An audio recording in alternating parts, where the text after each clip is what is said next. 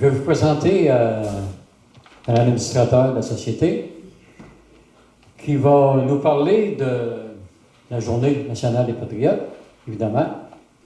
Et oui, nous parler du prix Étienne Chartier. Alors, Arsène Pelletier, s'il vous plaît, on applaudit.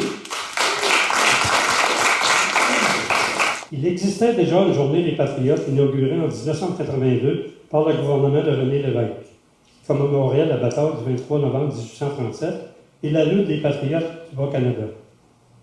Il y a des commémorations à Saint-Denis-sur-Richelieu le dimanche le plus près du 23 novembre de chaque année depuis.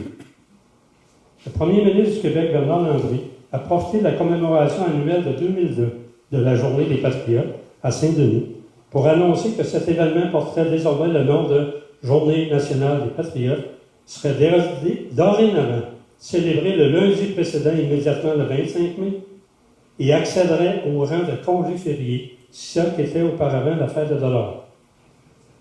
La Journée nationale des patriotes a été célébrée pour la première fois le 19 mai 2003.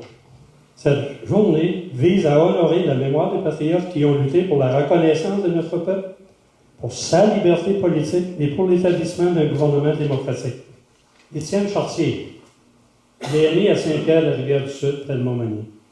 Il a fait ses études au Séminaire de Québec. Il fut journaliste, instituteur et reçu avocat en 1823. Il a été ordonné prêtre en 1828.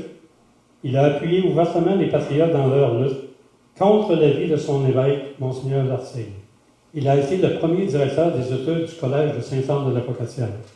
Il a servi comme curé à plusieurs endroits au Canada, en exil aux États-Unis et en dernier à Saint-Gilles. Il meurt à l'Hôpital général de Québec le 6 juillet 1853. Le prix Étienne Chartier a été créé en 2003 par le SNQCA, qu'il décerne à l'occasion de la Journée nationale des patriotes à une et un patriote de l'année en Chaudière-Appalaches. Le premier prix a été remis à une femme, Mme Monique Miville-Deschênes, en 2003, puis à des hommes et des femmes de 2004 à 2017.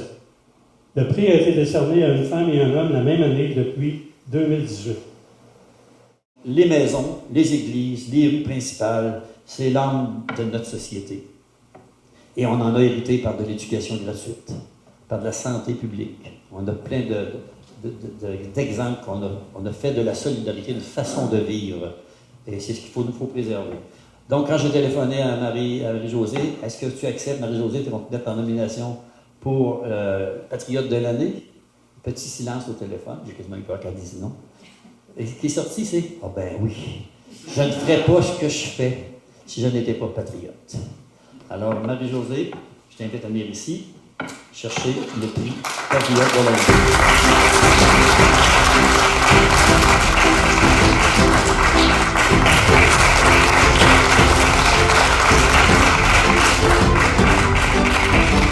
Donc, je remercie le jury d'avoir cru en ce qu'on fait, là, en ce que je fais pour être mise à l'honneur aujourd'hui.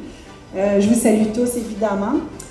On a parlé, on parle de patriote. Moi, je disais patriote, c'est un mot politique, il faut le dire. À la base de tout ça, en ce qui me concerne, c'est plutôt la passion, l'amour. De toute façon, les patriotes, quand on croit en quelque chose, on se bat pour, puis on travaille dans une orientation. Donc, c'est même que je le vois. On tombe en amour avec les lieux dans lesquels on a vécu, on a grandi, et on veut les préserver. Donc ça, c'est à la base du travail que je fais. Et puis, j'ai eu la chance de travailler au niveau comme architecte, particulièrement dans les églises, tu l'as dit, Alain. Et ce que je veux, moi, c'est, je voulais comprendre comment les bâtiments étaient construits, qui les a construits, comment on les répare, maintenant comment on peut les transformer. Je vous dirais que plus ça va, après 35 ans, j'ai des bonnes réponses. J'ai des bonnes réponses. Aussi, l'amour de notre communauté. Donc, bon, maintenant, je suis dans Bellechasse depuis 20 ans passés, plus de 20 ans. Et moi, j'ai décidé que l'art, donc tu parlais, Alain, que l'architecture, c'est de l'art, mais moi, je fais aussi de la musique, je suis pianiste. J'ai voulu regrouper les deux dans le chant. Et dans le chant, j'ai rencontré Carole, Gisèle, Jean-Pierre et j'en passe. Eh bien, quand on fait quelque chose tous ensemble, c'est fort. Puis, donc, autant sur un chantier de construction, on ne fait pas ça tout seul, hein, de la construction, on fait ça en gang. Autant la musique, l'art, on peut faire ça en gang, comme on peut en faire toute seule chez nous.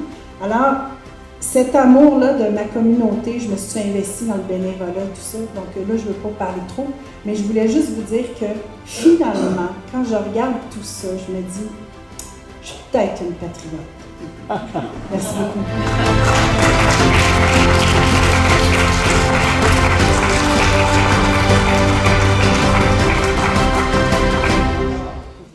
Comme M. Rodrigue Biron, notre patriote masculin de l'année, ne peut être des nôtres en raison de maladie, c'est M. Odina Desrochers, journaliste, ex-député du Bloc québécois et ami de M. Biron, qui se chargera à la fois de recevoir en son nom le prix Étienne Chartier et de nous décrire brièvement son parcours de vie.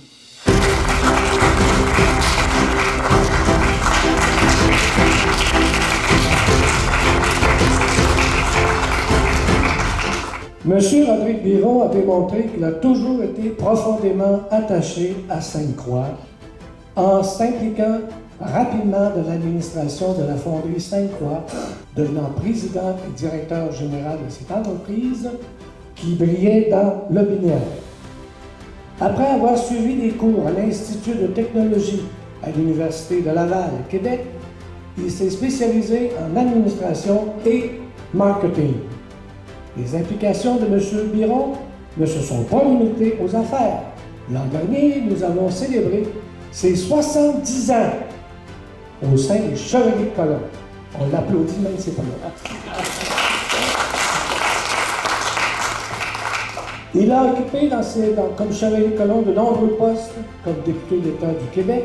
Il a siégé sur des postes canadiens et même il est intervenu sur la scène internationale. Son implication sur la scène politique de 1971 à 1973, maire de Sainte-Croix. En mai 1976, il a été élu chef de l'Union nationale, ce qui lui a permis de récolter 18 du vote des électeurs au Québec et de faire élire 11 députés. M. Biron a quitté ce parti, il a siégé comme indépendant du 3 mars au 11 novembre 1980. À quelques jours du référendum, il annonce qu'il va voter oui. Candidat du Parti québécois, il est élu le 13 avril. Et le premier ministre, René Lévesque, à l'époque, le nomme dans un important ministère. Ministre de l'Industrie, du Commerce et du Tourisme, à l'origine de plusieurs changements à l'intérieur de son ministère.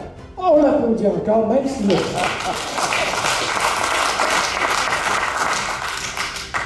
Il quitte la politique en 1985 et il s'implique par la suite à de nombreuses industries québécoises et canadiennes.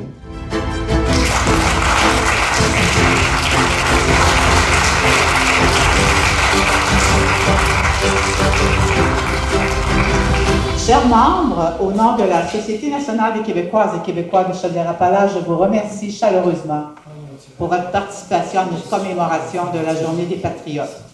Ce fut une belle journée d'échange et de partage. Continuez à nous suivre et n'hésitez pas à nous soutenir et nous encourager.